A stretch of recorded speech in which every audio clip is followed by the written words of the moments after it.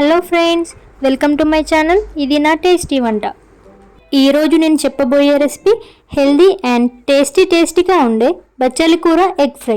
దీనిలో ఎన్నో ఔషధ గుణాలు ఉన్నాయి.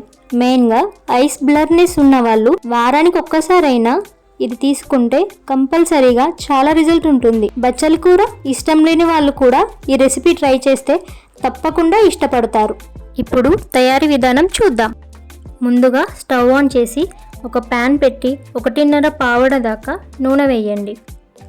నూనె బాగా వేడయ్యాక 1 స్పూన్ జీలకర్ర, 1/2 టేబుల్ స్పూన్ ఆవాలు, సన్నగా తరుముకున్న 4 పచ్చిమిరపకాయలు, 2 మీడియం సైజ్ ఆనియన్ ముక్కలు వేసి కొంచెం కలర్ వచ్చేదాకా ఫ్రై చేయండి. ఇలా కొంచెం కలర్ మారాక 1 టేబుల్ స్పూన్ అల్లం, 1/2 టేబుల్ స్పూన్ పసుపు వేసి పచ్చివాసన పోయేంత వరకు వేంపండి. ఆ తర్వాత ముందుగా కట్ చేసి పెట్టుకున్న బచ్చల కూరని వేసి ఆయిల్ అంతా స్ప్రెడ్ అయ్యేలాగా బాగా కలిపి మూత పెట్టి ఒక 10 నిమిషాల పాటు ఉడకనివ్వండి. 10 నిమిషాల తర్వాత చూస్తే ఇలా లైట్గా వాటర్ ఉంటుంది. వాటర్ అంతా కూడా ఇంకిపోయేదాకా ఫ్రై చేయండి.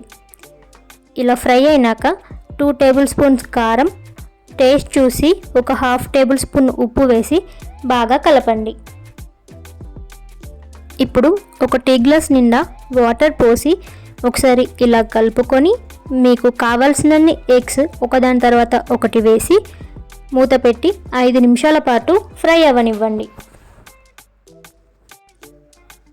ఇప్పుడు ఎగ్స్ ఇంకొక వైపు కుక్ అవ్వడం కోసం ఇలా మెల్లిగా ఫ్లిప్ చేస్తూ మరో 5 నిమిషాల పాటు ఫ్రై చేయండి.